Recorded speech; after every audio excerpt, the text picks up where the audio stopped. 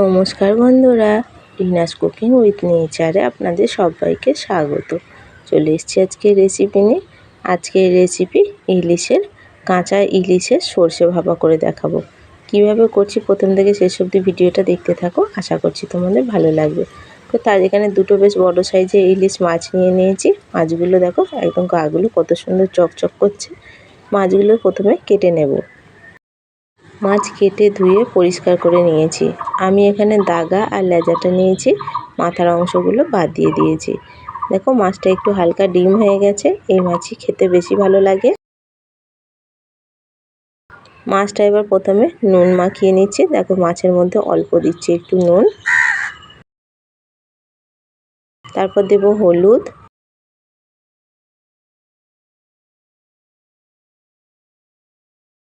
এবার দেব অল্প একটু লঙ্কার গুঁড়ো।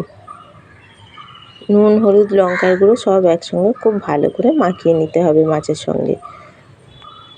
লঙ্কার গুঁড়োটা তোমাদের পছন্দ হলে দিও, না পছন্দ হলে নাও দিতে পারো। একটু লঙ্কার গুঁড়ো মাখিয়ে নিলে দেখতে ভালো লাগে। সব মাছগুলো খুব ভালো করে নুন হলুদ মাখিয়ে নিচ্ছি। মশলা তৈরি করে নেব। তার জন্য দেখো সর্ষে নিয়েছি 2 রকমের, আর নিয়েছি পোস্ত। তোমরা 1 রকমের সর্ষে দিয়েও করতে পারো, কালো অথবা হলুদ। আমি 2 রকম সর্ষে নিয়েছি। মিক্সির জার নিয়েছি, মিক্সির জারের মধ্যে সর্ষে পোস্ত দিয়ে দিলাম। প্রথমে এটা শুকনো একটু ভালো করে গুঁড়ো করে নিতে হবে। শুকনো ভালো করে গুঁড়ো করে নিয়েছি। এবার এর মধ্যে 4-5টা দিলাম কাঁচা লঙ্কা। অল্প একটুখানি জল দিয়ে এটার একটা পেস্ট তৈরি করে নেব। কড়া বসিয়ে দিয়েছি, কড়াই দিচ্ছি বেশ কিছুটা পরিমাণ মতো সর্ষের তেল। তেল খুব ভালো করে গরম করে নিতে হবে। তেল গরম হলে দিচ্ছি এর মধ্যে 1 চামচ মতো কালো জিরে।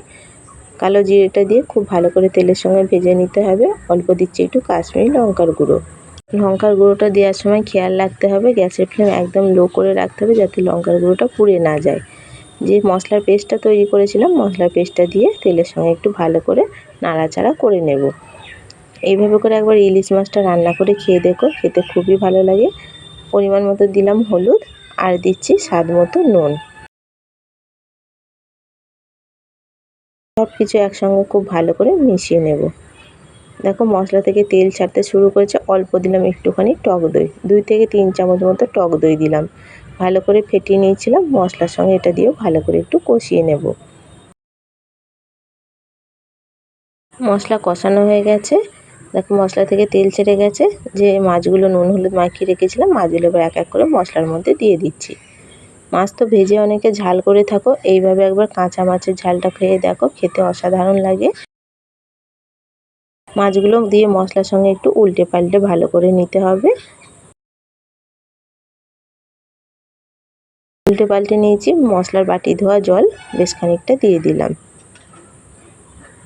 এবার একটু ভালো করে সব মিশিয়ে নিচ্ছি। তলা দিয়ে একটু নেড়ে দিচ্ছি যাতে না লেগে যায়। ওপর দিয়ে দিলাম 3-4টে কাঁচা লঙ্কা। এবার ঢাকা দিয়ে এটা 2 মিনিট ভালো করে ভাপিয়ে নেব। দেখো ঢাকাটা এবার খুলে নিচ্ছি।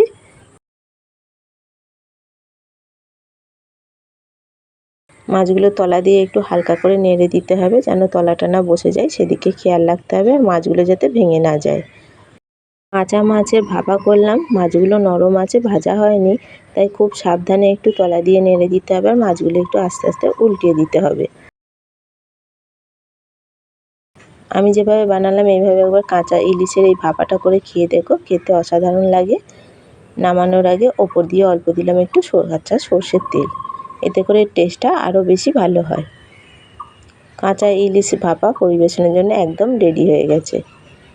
রেসিপিটা কেমন লাগলো কমেন্ট করে অবশ্যই জানাবে। ভালো লাগলে একটা লাইক কমেন্ট শেয়ার করো। আর চ্যানেলে নতুন বন্ধু হয়ে থাকলে চ্যানেলটা সাবস্ক্রাইব করার অনুরোধ রইল। পাশে থাকা বেল আইকনটা অবশ্যই প্রেস করে দেবে। আমার চ্যানেলে নতুন কোনো ভিডিও আপলোড করলে ভিডিও নোটিফিকেশন সবার আগে তোমাদের কাছে পৌঁছে যাবে। ফিরে আসবো আবার অন্য কোনো রেসিপি নিয়ে।